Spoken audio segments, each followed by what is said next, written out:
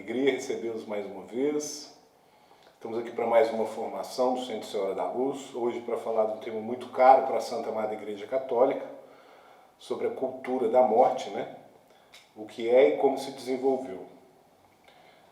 Pois bem, para dar essa aula, eu utilizei 2 livros, né? O primeiro foi sobre como precisamos falar sobre aborto, mitos e verdades. E o outro foi esse aqui que está nas minhas mãos, que é a cultura da morte, o grande desafio da igreja, do Monsenhor Sanaúba. Para começar essa aula, eu preciso pedir a vocês que acompanhem comigo uma oração pedindo a Santa Virgem Maria, né, para a gente entregar essa aula para a maior glória de Deus. Então, Ave Maria, cheia de graça, o Senhor é convosco. Bendita sois vós entre as mulheres, bendito é o fruto do vosso ventre, Jesus.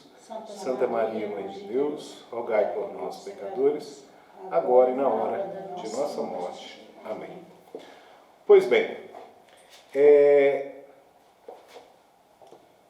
iniciaremos então essa formação com a leitura de 3 textos, 3 recortes do livro da Cultura da Morte, o grande desafio da Igreja, do Monsenhor Sanaúba, que falam dos valores inegociáveis da Igreja Católica.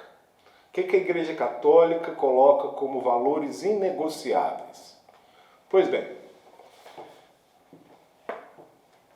respeitar toda a vida humana, desde sua concepção até sua morte natural, é um dos fundamentos da ordem social.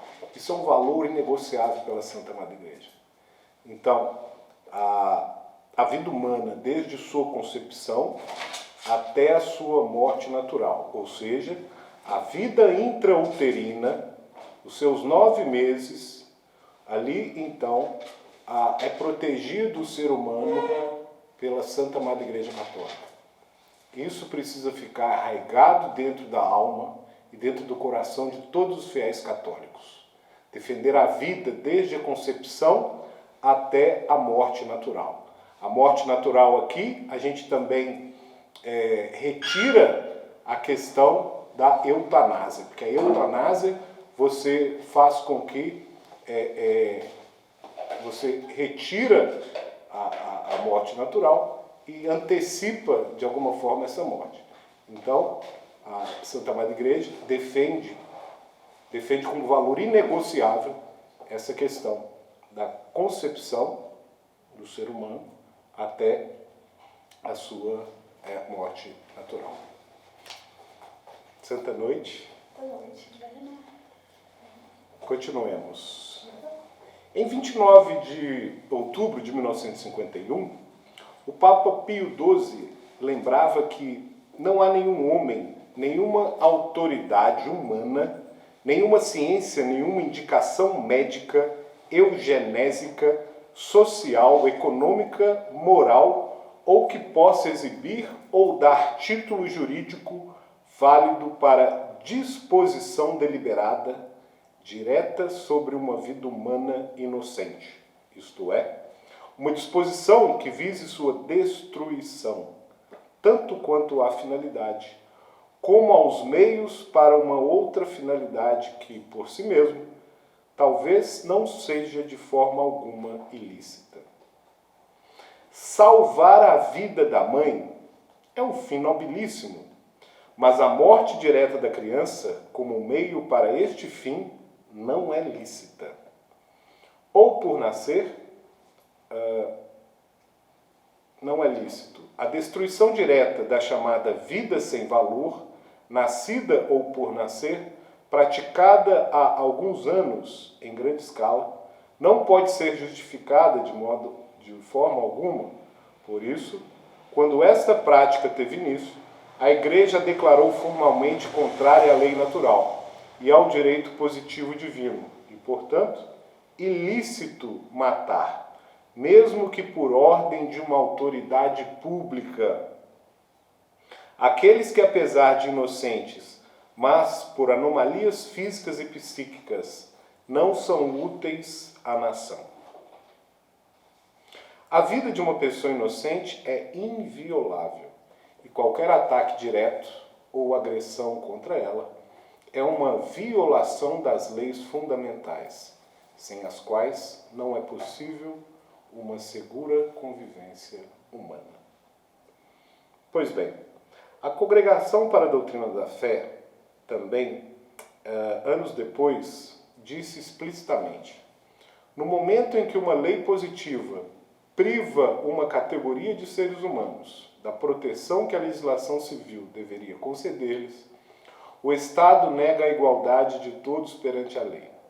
Quando o Estado não põe a sua força ao serviço dos direitos de cada um dos cidadãos, e particularmente de quem é mais fraco, são ameaçados os próprios fundamentos de um Estado de direito. Também não hesitou em dizer o cardeal Ratzinger: quando Deus é excluído, a lei do crime organizado toma seu lugar.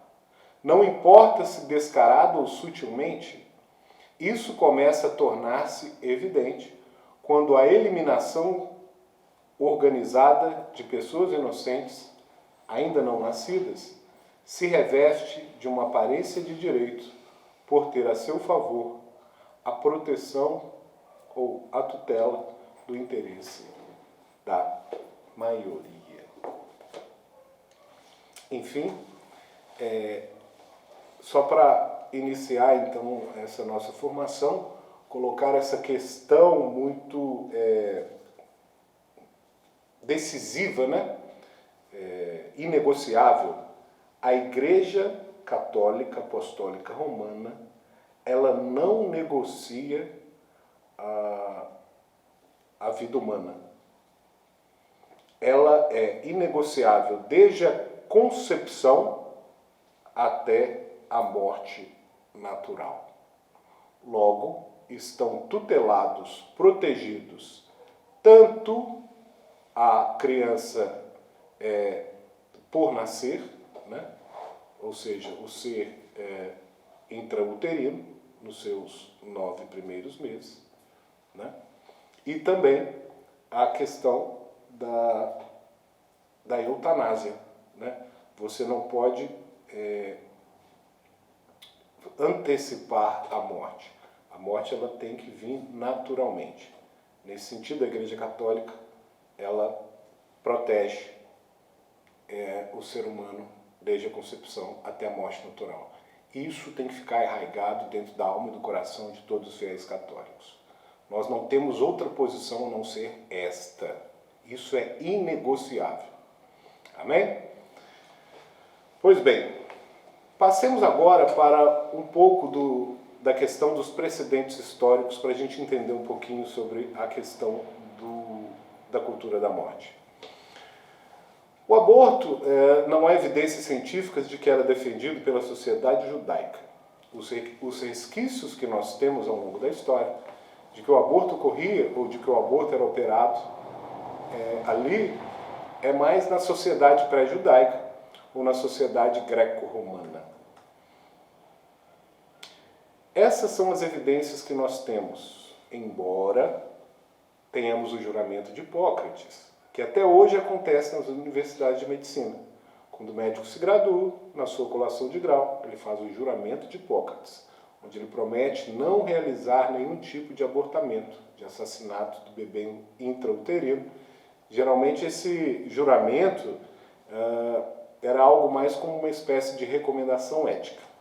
Mas o aborto acontecia na sociedade grega e na sociedade romana, com uma ideia de que só os bons, somente os saudáveis deveriam ficar vivos. Quando a gente olha para a sociedade judaica, não há evidências, não há provas positivas de que acontecia o aborto, de que o aborto era uma prática recomendada. Mas, pelo contrário, o que a gente via, na verdade, é que as famílias elas tinham bastante filhos. Porque até a própria Bíblia, né, no seu Antigo Testamento, ela fala que as famílias eram abençoadas, né, quando tinham muitos filhos, famílias numerosas, etc. E pelo contrário, né, quando essas famílias eram privadas de filhos, é porque seriam então um castigo de Deus, né, muitas vezes, ou algum tipo de maldição.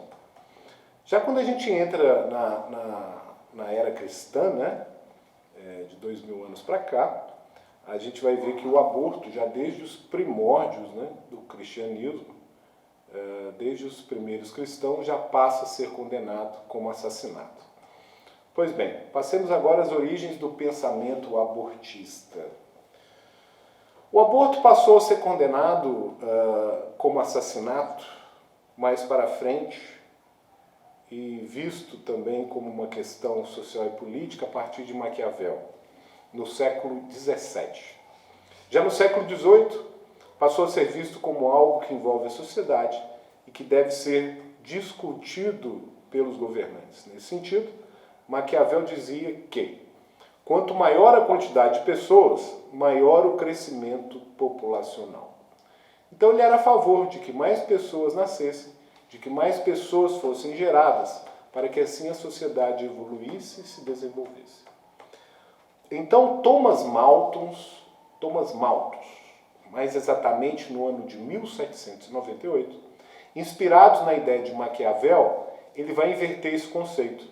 Ele disse o contrário, ou seja, de que quanto mais pessoas, menor seria a probabilidade de que teríamos alimento suficiente para todos. A gente aprendeu na escola de que as pessoas crescem em uma progressão geométrica, ou seja, em PG. E os alimentos, os recursos alimentícios crescem ou são produzidos em progressão aritmética, ou seja, em PA. Uma hora o número de pessoas, então, estaria muito maior. E ele acreditava que a cada 25 anos a população de um país dobrava de tamanho, enquanto que os alimentos ali não teriam como suprir as necessidades dessa população. Thomas Malthus vai falar, e isso é interessante, pois a gente não ouve na escola, né, que a solução que ele defendia para esse problema, de que haveria falta de comida, escassez de alimentos, etc., é de que as pessoas adotassem abstenção sexual, a prática da castidade.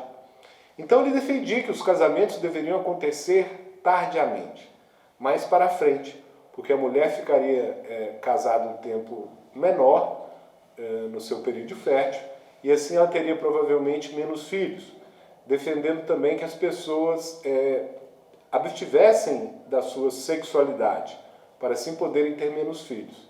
E ele era totalmente contrário a qualquer forma de contracepção e de aborto. Mas qual foi o erro de Thomas de Malthus? Bem, isso já é sabido hoje na ciência. Malthus errou muito feio na sua análise social. Por qual motivo? Para chegar nessa conclusão, ele analisou o potencial de fertilidade ou uma fertilidade potencial daquela sociedade ali da época.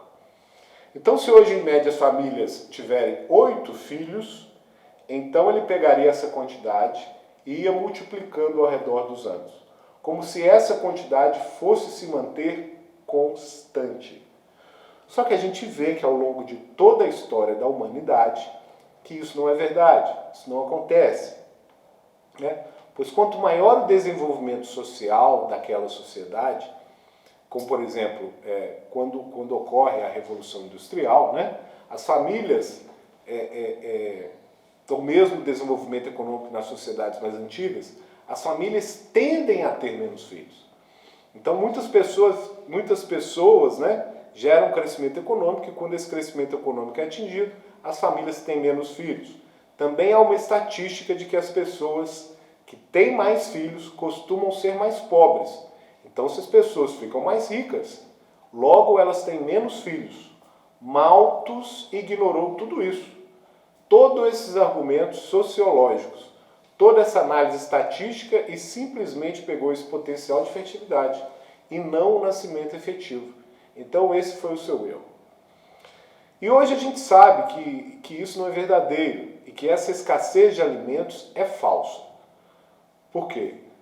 Pois, por mais que a sociedade cresça, por mais que aumente o número de pessoas ao redor do mundo, sempre haverá recurso alimentício, pois ainda tem muito recurso para ser desenvolvido.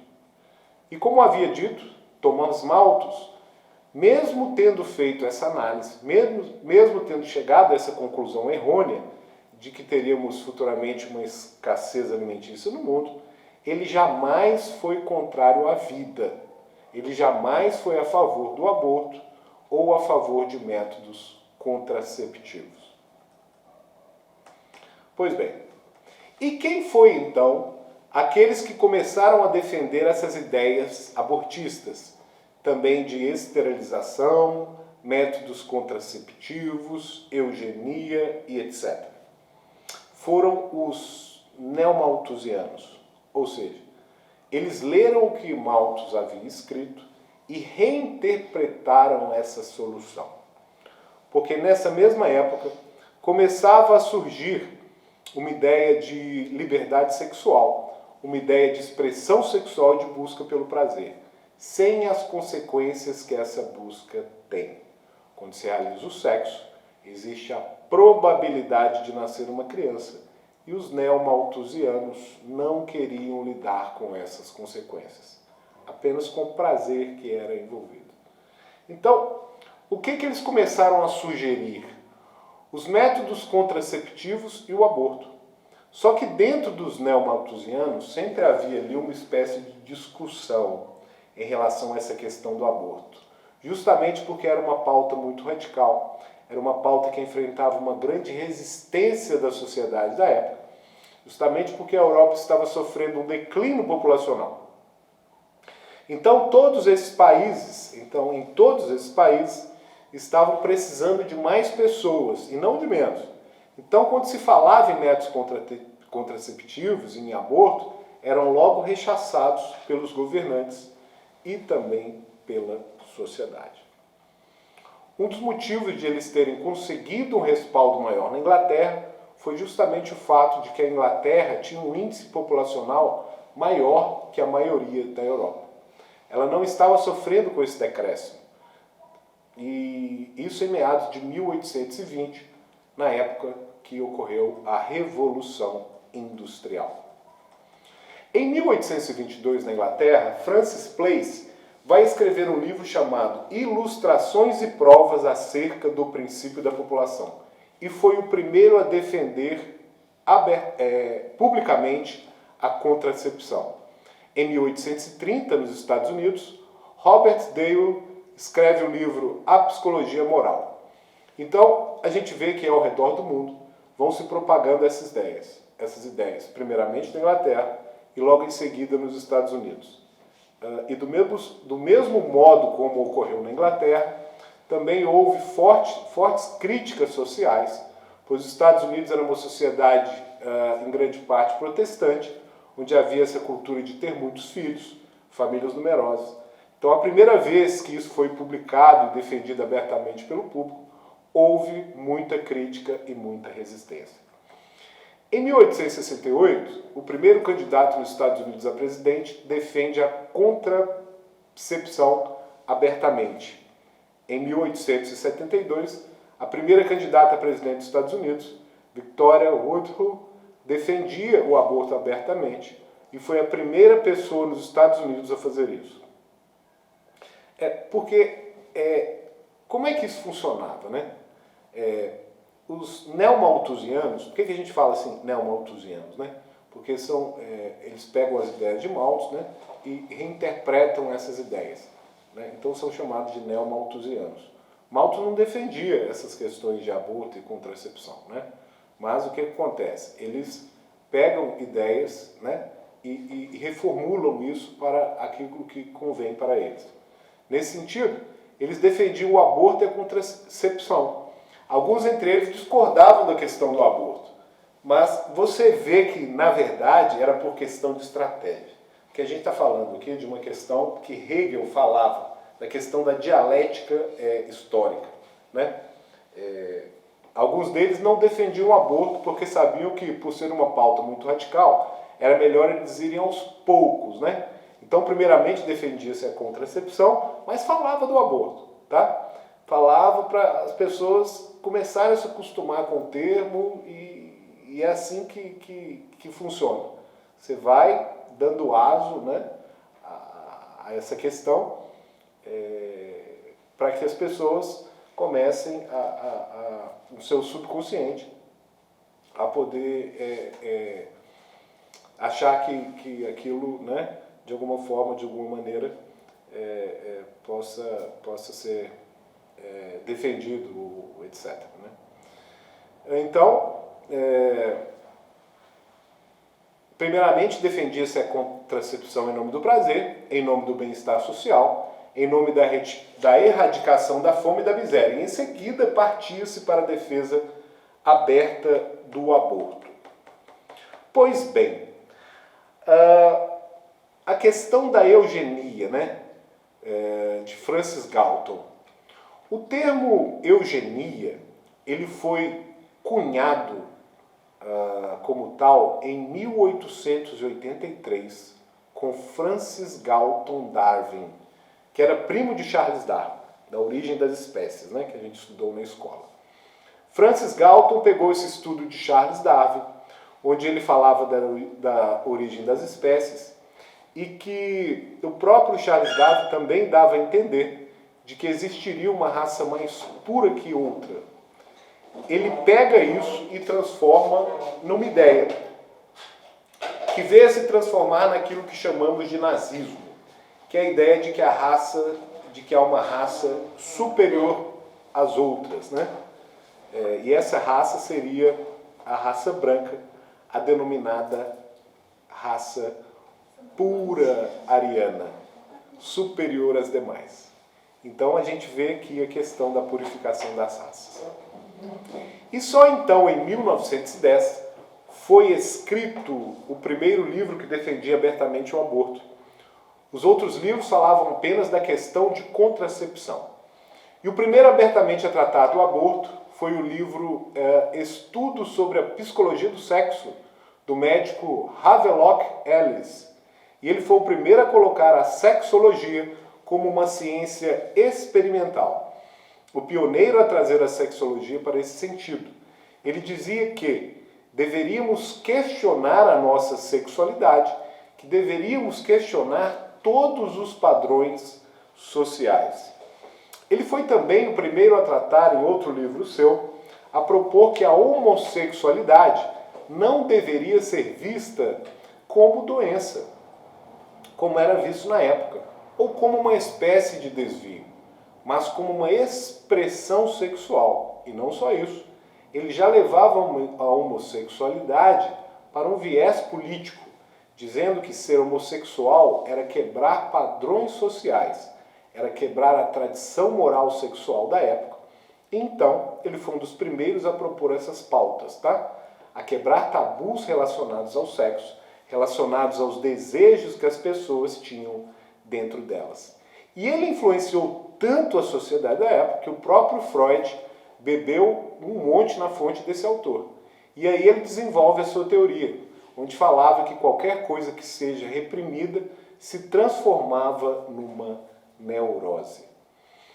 Freud também defendia outras pautas, como a pedofilia, o aborto legalizado em qualquer estágio, a esterilização masculina, o divórcio, enfim. Então, Havelock Ellis foi convidado para a primeira Liga Mundial para a Reforma Sexual, que aconteceu em 1928. Essa liga contou com a presença de Margaret Sanger, que foi uma das criadoras do que viria a ser a Planned Parenthood, de Freud, como também de Mary Stopes. Eu vou ler aqui um trechinho das pautas que essa liga defendia, para a gente ter uma ideia de como funcionava a mente dessas pessoas. Eles defendiam o seguinte: a retirada de leis que criminalizavam a sodomia, a aceitação da homossexualidade como forma alternativa e legítima de expressão sexual, legalização da prostituição, acompanhada de registro oficial pelo Estado, com direito à inspeção de casas de prostituição e dos frequentadores. Legalização e promoção de técnicas de anticoncepção e disseminação de serviços de profilaxia para conter a propagação de doenças venéreas.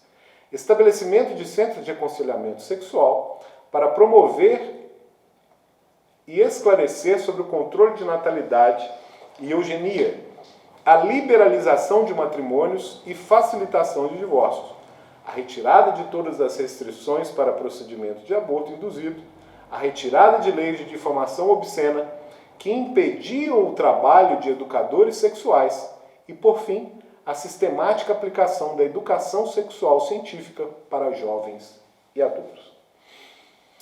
Isso é muito importante, essa questão da educação sexual sendo defendida desde os primórdios nas ideias dos neomalthusianos, pois a gente vê hoje também as pessoas que são a favor do aborto, né, falar que a solução para que o aborto diminua, para que o índice de gravidez na adolescência diminua, é justamente educar sexualmente os jovens e as crianças. Há pessoas que são a favor disso e defendem que essa educação sexual deveria ser iniciada aos 6 anos de idade. Só que a gente vai ver que o que acontece é justamente o contrário. Pois quanto mais precoce é feita essa educação sexual, maior é o índice de gravidez na adolescência. Porque as crianças, elas não tinham essa curiosidade até então. E você então faz com que elas tenham isso despertado, esse desejo despertado. E aí, enfim, começam a reproduzir aquilo que eles estão vendo. Embora muitos deles não concordem com isso, a gente vê estatisticamente, né, que isso é o que acontece. Então, as crianças, elas repetem, né, o comportamento dos adultos, né? Então, se os adultos estão fazendo, elas, como que, de alguma forma, vão querer também, né, fazer. Né? Sem, claro, medir as consequências desses atos, etc. E sobre essas pautas, é muito interessante a gente ver que, à medida que o tempo vai passando, cada vez mais dessas pautas vão sendo executadas. E não somente sendo aplicadas, mas sendo normatizadas na nossa mente, na mente de todo mundo, né? A gente já falou aqui da questão da dialética histórica, né, de Hegel, né? Da janela de Overton. Vocês já ouviram falar na janela de Overton? Já ouviram falar? É bem interessante isso também, né? As mensagens subliminares, né?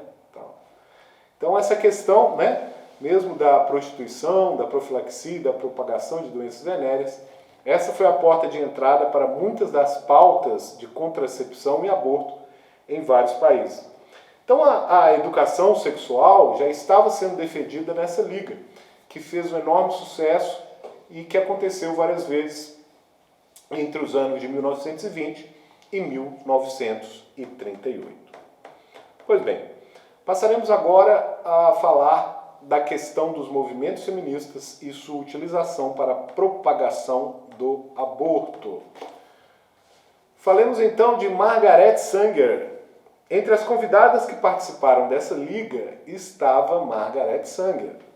Ela foi uma das criadoras do que veio a se tornar a atual Planned Parenthood.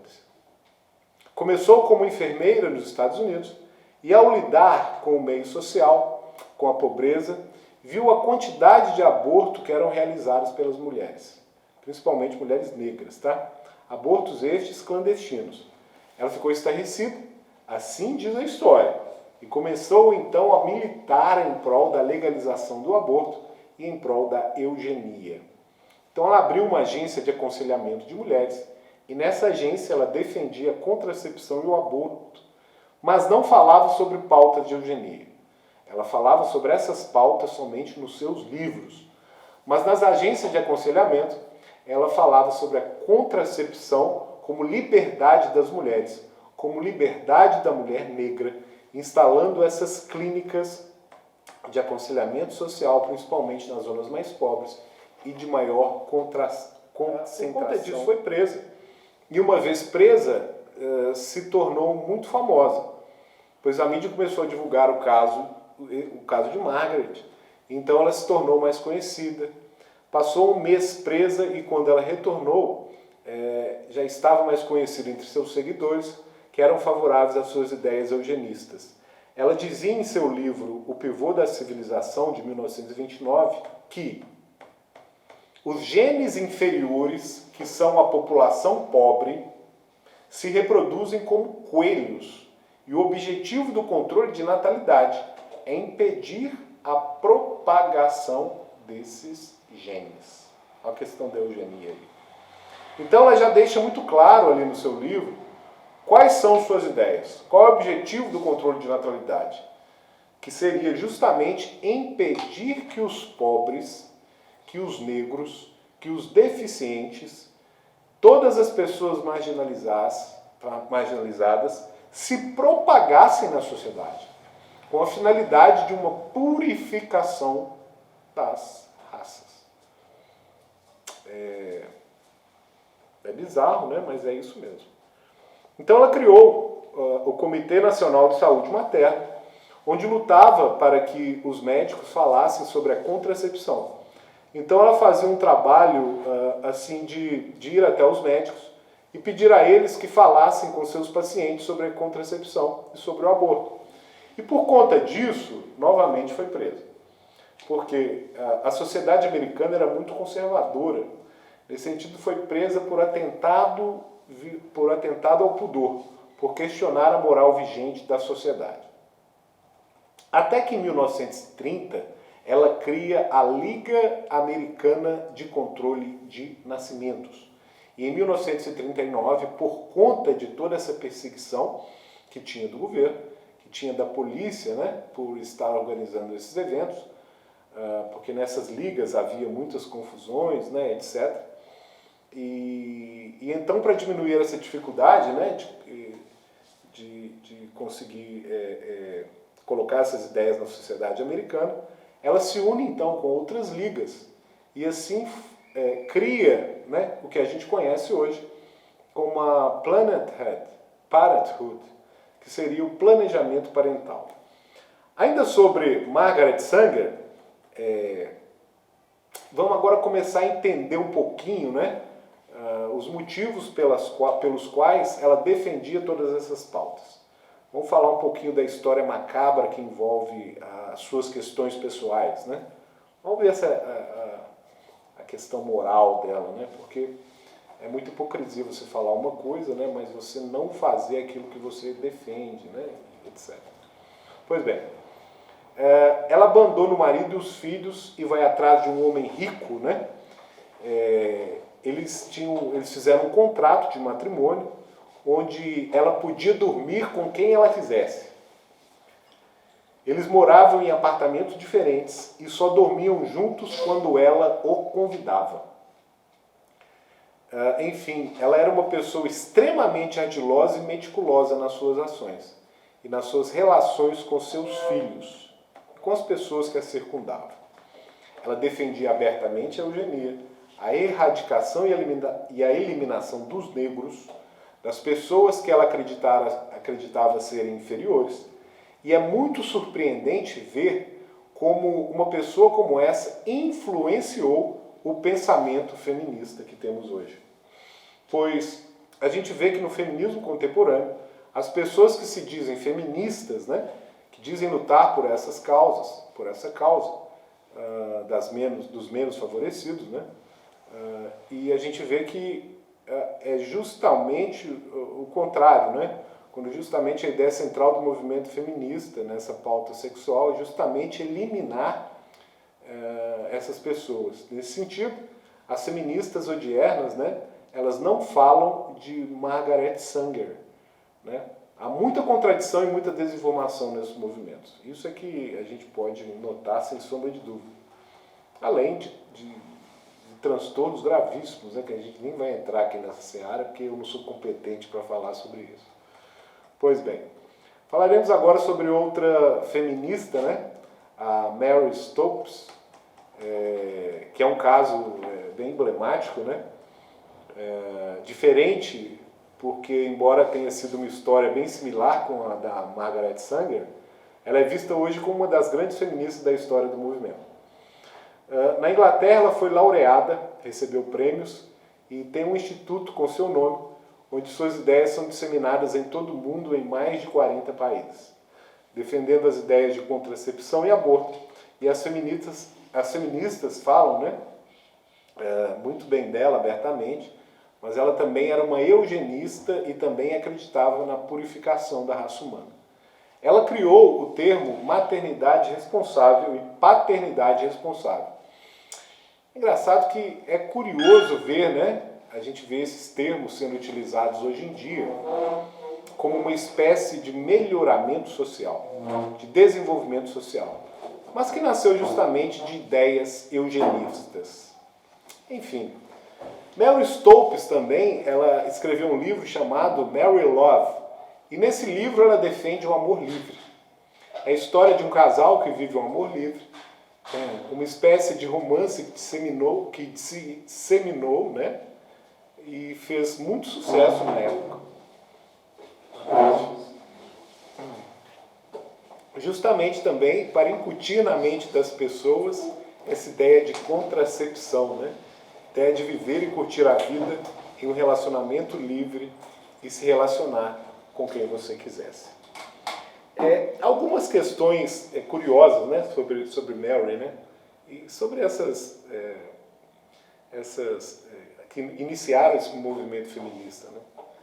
Tanto a Margaret quanto a Mary, né, elas tinham um probleminha aí, um desvio moral muito grande. Sobre a Mary, ela chegou a viver um período de declínio, né, e precisando de dinheiro, ela publica um artigo oferecendo sexo, né? Ela se prostitui. Ela também fundou ligas e chegou a criar boletim de controle de natalidade na faculdade onde lecionava. Foi a criadora, como eu já havia dito, né, da paternidade, do termo paternidade responsável e maternidade responsável. E aqui o autor do livro, né, ele fala, o autor de um dos livros que eu me baseei para fazer essa aula, Precisamos Falar sobre Abortos, Mitos e Verdades. Ele fala o seguinte, que esse termo paternidade responsável, olha que coisa interessante, e maternidade responsável se disseminou de tal maneira na sociedade que foi utilizado inclusive no Concílio Vaticano II, ao falar sobre os métodos naturais, os métodos que a Igreja permite que seja feito, ou seja, o espaçamento de filhos, né? Desde que por motivos graves, extrema pobreza ou alguma doença. Não é método contraceptivo, é a mulher conhecer o seu corpo e não ter relação sexual com seu esposo no período em que ela esteja com alta fertilidade. Mas se vier a engravidar, aceitar esse ciclo. Então, olha que interessante, né? O autor explica que, mesmo ela tendo sido tão subversiva, né, nos seus pensamentos, ela conseguiu influenciar a Igreja Católica, né, e ser falada, né, e ter suas ideias propagadas no Concílio Vaticano II. Durmamos católicos com um escândalo desse, né? Mas tudo bem. Ela teve um filho chamado Harry Stopes, né? E essa parte da Mary é engraçada da história dela, porque ela falava sobre o termo paternidade responsável, né? E sobre maternidade, né, responsável, né? Mas o que na verdade a gente vê é uma coisa bem diferente. Ela maltratava e torturava seu filho, né? Por exemplo, ela obrigou ele a utilizar fraldas até os 11 anos de idade. O vestia de menina para testar, para estimular um outro comportamento nele ao longo dos anos. Assim, ela engravidou mais tarde, né, com 43 anos, né? Já tinha sido a primeira mulher paleontóloga da Universidade de Manchester. Então ela gozava já de um prestígio social, né? Sua história é bem parecida com a de Margaret Sanger, porque ela, quando se casou com seu esposo, o primeiro deles, ela o ridicularizou em público, dizendo que seu casamento não havia sido consumado pois ele tinha problemas de impotência sexual e ela tornou isso público. Depois ela casa-se novamente e nesse segundo casamento ela faz um contrato e fez o marido assinar esse contrato. Em que ele abre mão que ela abre mão, né, de qualquer responsabilidade matrimonial, de tarefas de casa e etc. O que se sabe é que ele só podia entrar no quarto para dormir depois que executava todas as tarefas domésticas da casa. Já ela não tinha nenhum tipo de obrigação nessas tarefas.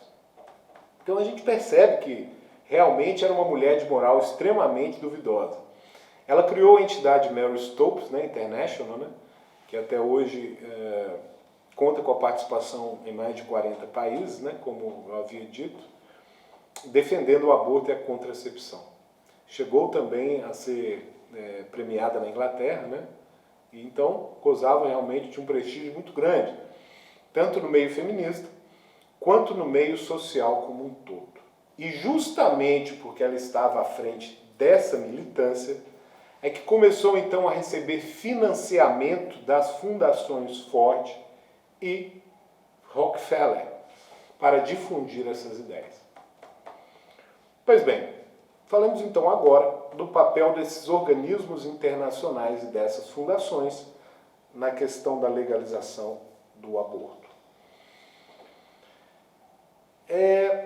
Entrando nessa nossa última parte da aula, eu vou falar um pouquinho sobre a história da Organização das Nações Unidas e o modo como essas organizações e instituições internacionais atuaram para que hoje o aborto seja legalizado em vários países. Isso é muito importante. Depois eu vou até colocar aqui um quadrozinho, tá? Vou fazer um quadrozinho aqui para vocês que vieram. Vocês vão ser privilegiados, porque eu vou fazer um quadrozinho bem interessante. Não vou deixar gravado não, viu? Eu vou tirar, porque as pessoas que vieram aqui vai ter esse plus. Então é importante essa questão para a gente entender o que a ONU vai representar para essa nova ordem mundial que, em alguma medida, nós já ouvimos falar. Tá bom? Então, beleza. Então, o que acontece? Para que esse evento, para que tenha esse conhecimento, né, para ver que essas coisas elas não surgiram espontaneamente, que elas não surgiram do nada, hoje existem pessoas que defendem o aborto, né? Se hoje existem pessoas que defendem o aborto, foi justamente por causa da atuação da ONU, justamente por essa propagação de ideia de pessoas como Mary Stopes e Margaret Sanger, financiadas por fundações internacionais, como, por exemplo, a Fundação Ford, a Fundação Rockefeller, dentre outras, né? Tornou possível que isso acontecesse na sociedade odierna. Não foi um processo espontâneo, pelo contrário, foi muito bem orquestrado, né, e envolveu muito dinheiro, fruto de muito dinheiro, né, de muitos investimentos, de fundações interessadas em desestruturar, fragmentar e degradar as nossas famílias. Pois bem, o controle de natalidade e o planejamento familiar foram financiados, né, pela primeira vez em 1952 pelas fundações Ford e Rockefeller. Em 1960, a United States Agency for International Level, a Agência Internacional de Desenvolvimento dos Estados Unidos, passou a financiar os programas de planejamento familiar. E esse é o grande marco na história das organizações das Nações Unidas e do aborto, pois eles conseguiram fundos para financiar esse planejamento familiar. Então, os neomalthusianos levam à ONU uma discussão sobre a explosão demográfica, principalmente nos países subdesenvolvidos, e que se isso não fosse contido, haveria em alguns anos a escassez de alimentos no mundo. Para deter esse crescimento desenfreado, seria necessário disseminar, ensinar e executar na população deste país métodos contraceptivos, esterilização, aborto e etc. Isso ocorre entre 1960 e 1970, pesadamente, maciçamente. Então, cada vez mais, ligas neomalthusianas eram organizadas nos países com respaldo da Organização das Nações Unidas. Porque agora, com a ONU, né, fazendo parte dessa teia global, com o dinheiro das fundações internacionais, a mídia também colaborando com isso tudo, e à medida que o tempo foi passando, cada vez mais pessoas foram aceitando esses valores, né? A questão que a gente falava, né, anteriormente, né, da questão da dialética, a questão da janela de Overton, né, e etc. Até que em 1966, o secretário-geral da ONU divulgou um documento que foi assinado por 12 chefes de Estado. E nesse documento havia algumas pautas em que eles defendiam abertamente o controle de natalidade, justamente para a detenção do crescimento dessas raças inferiores, onde já existia uma ideia de eugenia. Só que era algo tratado ainda bem na surdina, né? Algo bem por baixo para que as pessoas não se assustassem. Pois era uma época muito recente, né? Era uma época em que o nazismo havia matado milhões de judeus e com a questão do Holocausto, né? Então eles não podiam defender isso abertamente. Nesse sentido, qual foi o termo utilizado para mascarar tudo isso, né? Olha a questão da linguagem, né? O termo utilizado foi o de planejamento parental, de aconselhamento familiar, de paternidade responsável, de controle de natalidade. Sempre nomes e termos que são eufemismos. O que seria o eufemismo? É uma figura de linguagem que emprega termos agradáveis para suavizar uma expressão. Então, para não dizer que se tratava de assassinato de crianças no ventre da mãe, de purificação das raças, de nazismo, de acreditar que há pessoas que devem ser mortas simplesmente por serem negras ou deficientes, eles lançam mão dessa estratégia, ou seja, do eufemismo. Eles dão uma mascarada no negócio, tá? Utilizando da linguagem para deixar a coisa mais digerível, né? Mais palpável. E em um parágrafo desse documento, que foi assinado pelos chefes de Estado, responsabilizava os Estados-membros e a ONU em viabilizar tecnicamente a execução do projeto. Então, o que acontecia? Como era uma época que recentemente havia acontecido a Primeira e a Segunda Guerra Mundiais, foi então criada a ONU, né? A Organização das Nações Unidas. E foram criados mecanismos de se evitar que as coisas chegassem a esse ponto, né? Que chegassem, né? Tanto na Primeira quanto na Segunda Guerra, ou seja, né? Que milhões de pessoas não morressem. Então havia ali um limite onde um país poderia ir com o outro. Guerras como aquela já não poderiam ser mais realizadas, como de fato, né? Não aconteceram desde então, como aquelas guerras, graças a Deus não, né? Então os países passaram a assinar esses tratados, né, de comum acordo, né, com a ONU, para que assim fossem vistos como países que respeitavam os direitos humanos. Prestem bem atenção nessa questão de direitos humanos, tá? E esses países que respeitavam os direitos humanos, eles eram beneficiados. E os países que não respeitavam, que não assinavam, né, que não eram signatários, eles eram julgados, né, por um tratado internacional, por um tribunal internacional, né? Hoje a gente chama, salvo o melhor juízo, de Haia, Tribunal de Haia, né? E aí quando um país como esse, que não respeitava os direitos humanos, se fosse julgado e não aceitasse a submeter essas ideias da Organização das Nações Unidas, havia sanções econômicas, né? dentre outras.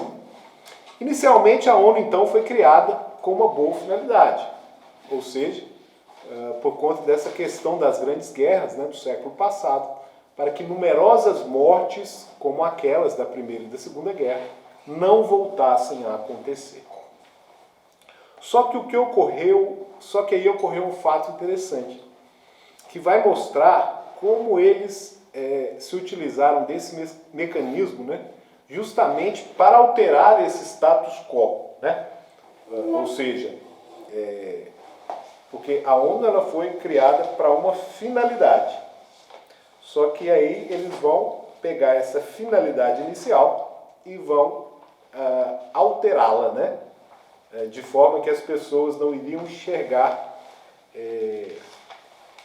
o que eles estavam querendo, o que eles pretendiam realmente. Pois bem, os Estados-membros e a ONU seriam responsáveis por viabilizar tecnicamente a execução do projeto de controle de natalidade. E o que isso quer dizer? Como a ONU foi criada muito boazinha, com uma finalidade muito boa, né, as pessoas do mundo veem a ONU como uma organização que defende os interesses das pessoas, né, no mundo inteiro. Ela fala muito de questão de direitos humanos, né? Mas o termo direito humano é muito vago, é um conceito muito abstrato, não é um conceito fechado, correto? Direitos humanos, tá, mas o que seria isso? Entende? Então veja bem, o que os Estados-membros e a ONU seriam responsáveis por viabilizar, né, esse projeto de controle de natalidade? O que isso quer dizer?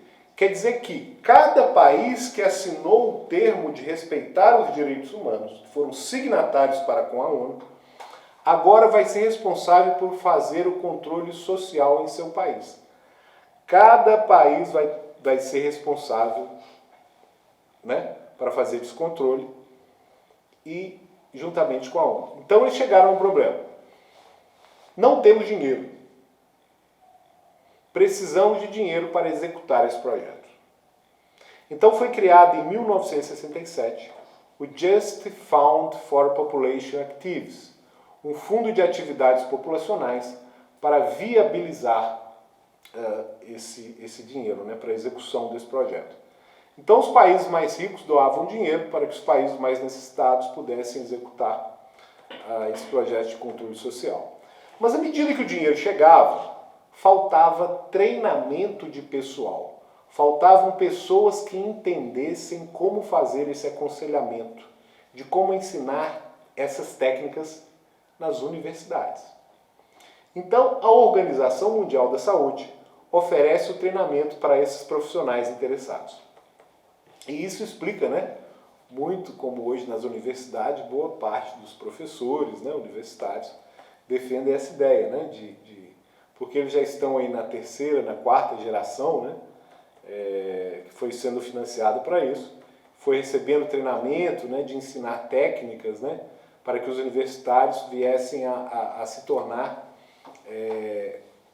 outros profissionais e pudessem ensinar aos demais.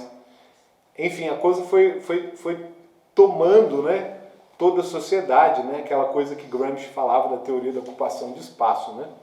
Então foi muito bem orquestrada a coisa, né? Então a OMS ela convocou ali os professores universitários do mundo inteiro para fazer esse treinamento, ensinando como propagar as ideias de controle social, as ideias neomalthusianas. Foi uma grande empreitada, disseram que foi o maior investimento dos Estados Unidos desde o Plano Marshall. Para vocês terem uma ideia, foi muito dinheiro que foi investido. As fundações Ford e Rockefeller colocaram muito dinheiro também, porque eles tinham interesse nessa purificação das raças. Na verdade, o que eles têm interesse mesmo é na diminuição da população mundial. Mas, como eu falei, vai ser um plus aqui que vocês vão ganhar, quem está aqui presente. Pois bem, as fundações, então, Ford e Rockefeller, colocaram muito dinheiro também, né? Porque eles tinham interesse nessa purificação das raças, a eugenia. Eles tinham interesse que os negros e os pobres fossem exterminados. Eugenismo e consequente diminuição da população mundial. Gente, para quem estuda, para quem conhece alguma coisa sobre os globalistas, né, esse movimento da nova ordem mundial, já não está escandalizado com esse termo de diminuição da população mundial. Então se envolveram nessas ações a Unicef, a Unesco, a Organização Mundial do Trabalho, a OMS, o Banco Mundial, dentre outras, e várias instituições e organizações feministas. A Unicef então aprovou uma resolução que auxiliava os países necessitados com capacitação para serviços de saúde materna e familiar. Eles chamavam de Serviço de Saúde Materna e Familiar. E convocou então a Planned Parenthood para o estudo, para ser a instituição que seria o órgão consultor, Serviço de Saúde Materna e Familiar. A maior instituição clínica abortista do mundo. Misericórdia, durma com um barulho desse. Então a Planned Parenthood, que é uma organização abortista desde o início, né, onde todos os fundadores eram abortistas e eugenistas, passou a ser o órgão consultivo da Unicef. Vejam bem, vocês imaginem o tamanho da influência que isso teve. Como se os países fossem obrigados a fazer isso, né? Senão eles perderiam as suas parcerias com outros países, os tratados internacionais de comércio, etc. Então, de certo modo, a ONU ela operou para que isso viesse a acontecer. Tá? Foi retirando a soberania de todos os países e transformando realmente toda essa teia numa espécie de poder global. Poder global. Quando a gente fala de globalização, né? Quando a gente fala dos globalistas, né? Não é mera teoria da conspiração. É de verdade, é fato. Existem pessoas que têm interesse e isso já é hoje posto em prática. Tá? E a gente tem aqui a prova de que todos os países se comportam de uma mesma maneira. Quer dizer, todos os países signatários da ONU, ou seja, que tenham acordos, né, com a Organização das Nações Unidas. Nesse sentido, a ONU que faz com que eles cumpram o que eles acordaram. Se eles assinaram um acordo, se eles são signatários, pactuaram com que a ONU, com as pautas da ONU, eles precisam seguir o que essas pautas, defenderem essas pautas. E isso tem sido posto em prática hoje em dia. A gente tem aqui a prova de que todos os países todos os países signatários comportam de uma mesma maneira para favorecer essa agenda. E essa agenda tem um nome, né? Agenda 2030. Coaduna com as ideias eugenistas e abortistas. E nessas ligas, que eram organizadas pelos neomalthusianos, Unicef, Unesco, ONU, eram ligas que defendiam DIU, esterilização masculina, aborto legalizado, etc. Então aí a gente já passou a ser, a coisa já passou a ser defendida realmente de maneira mais aberta, né? Então o grande marco nessa história foi a criação do campo populacional dos Estados Unidos em 1965. E a partir daí eles passaram a ter dinheiro, fundos financeiros para custear todos esses projetos. Então cada país enviava a sua equipe, enviava seus professores universitários, enfermeiros, médicos, para serem treinados nesse viés ideológico, a fim de mudar o comportamento, a cultura, e a coisa começou realmente a tomar um grande rumo. Só que o que aconteceu?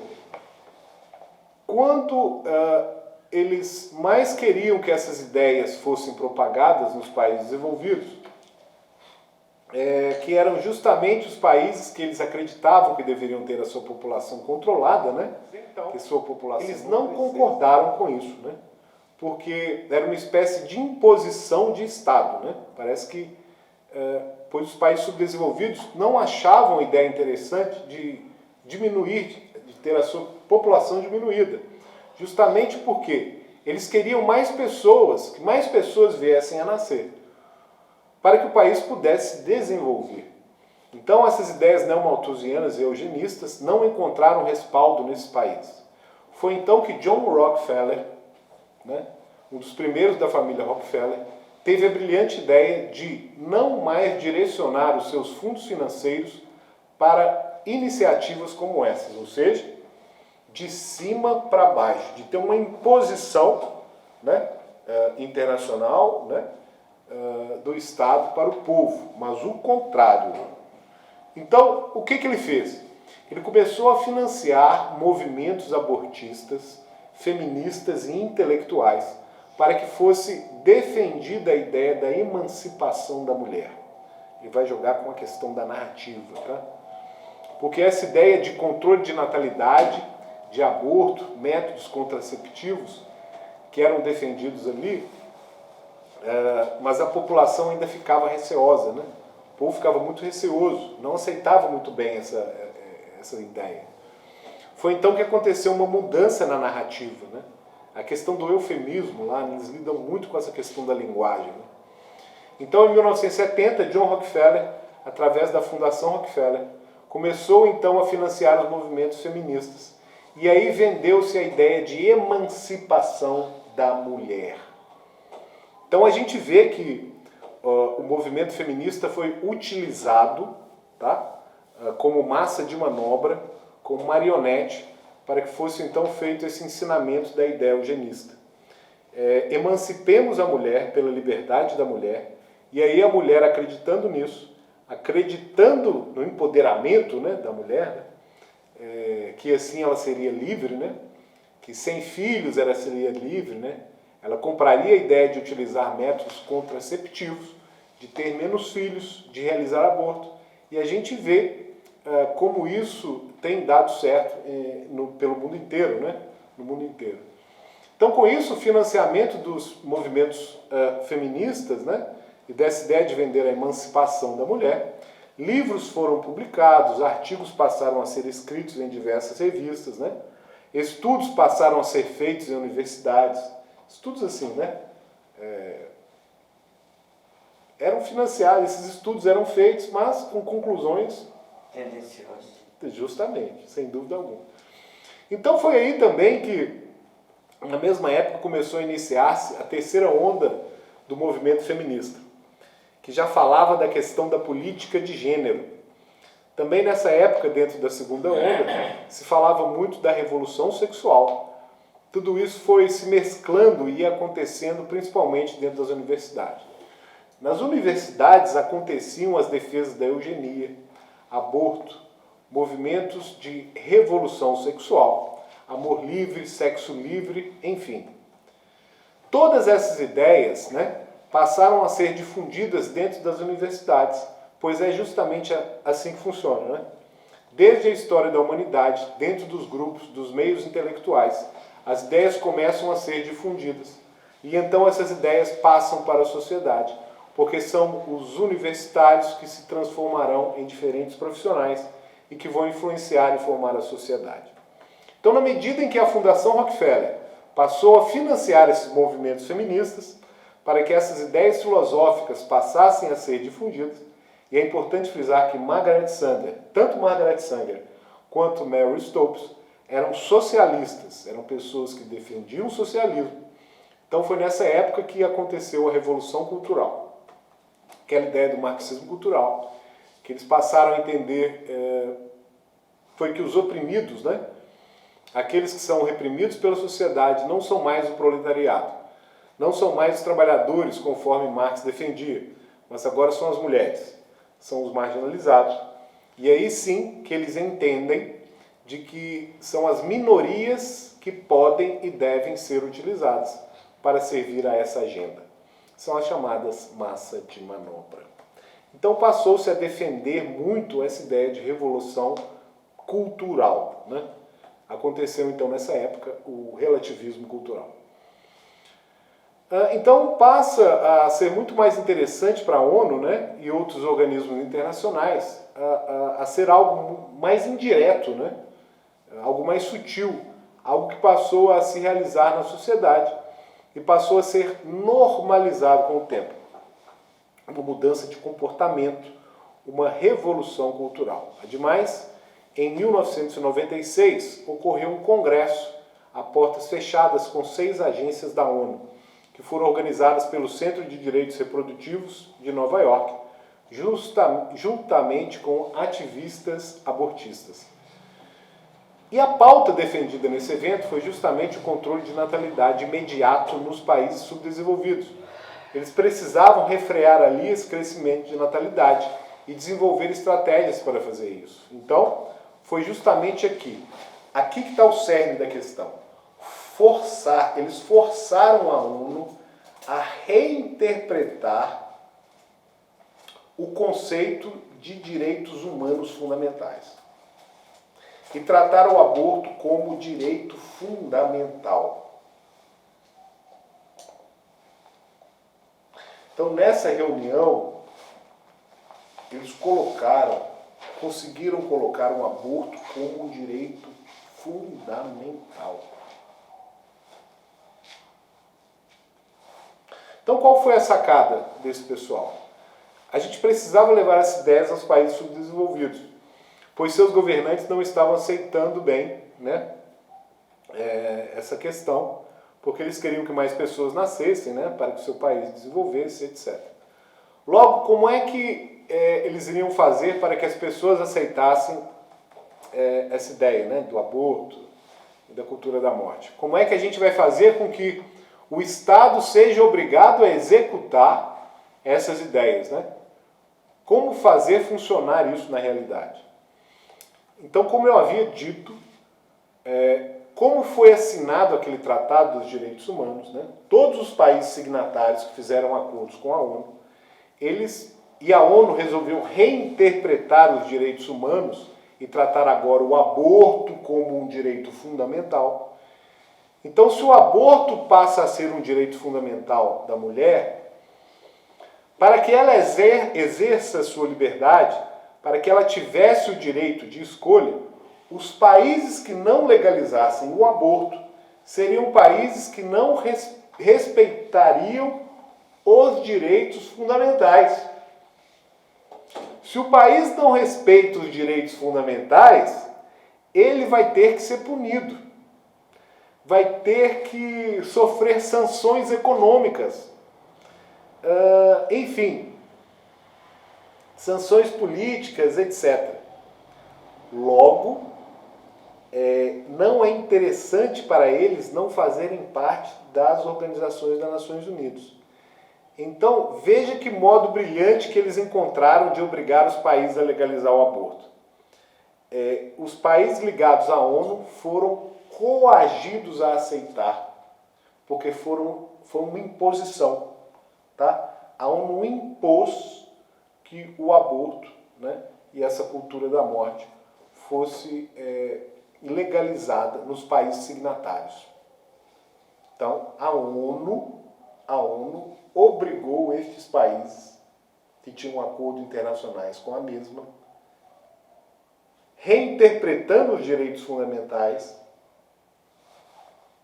colocando agora o aborto como um direito fundamental, e os países que acordaram com a ONU se viram obrigados a fazer aquilo que a ONU determinava.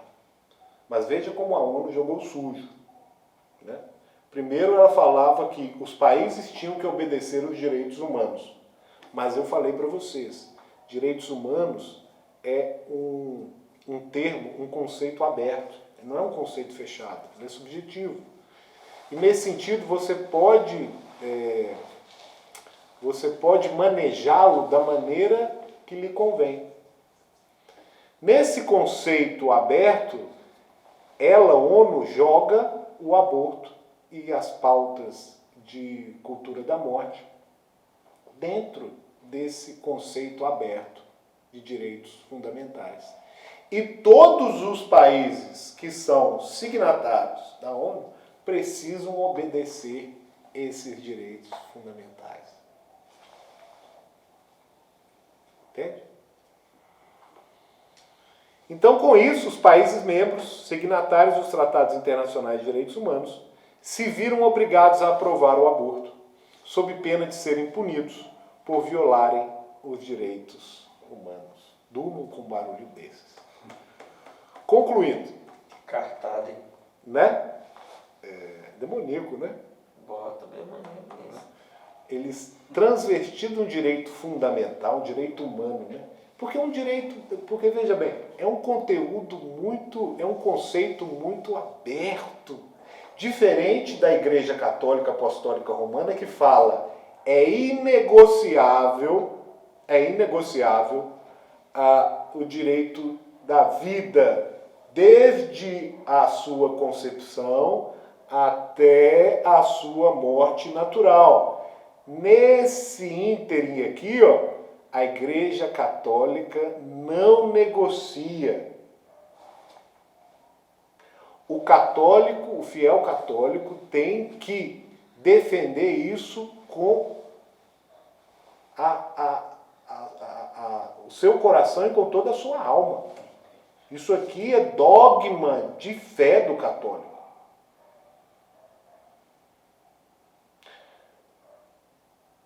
É como negar dogmas da Santíssima Trindade, dogmas marianos.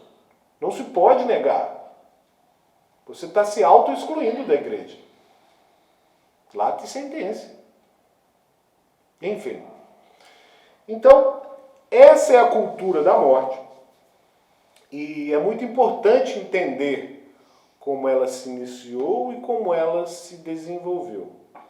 De que modo a ONU, juntamente com outras instituições, organizações, fundações, movimentos feministas, abortistas, eugenistas, nazistas, trabalharam para mudar o pensamento da sociedade.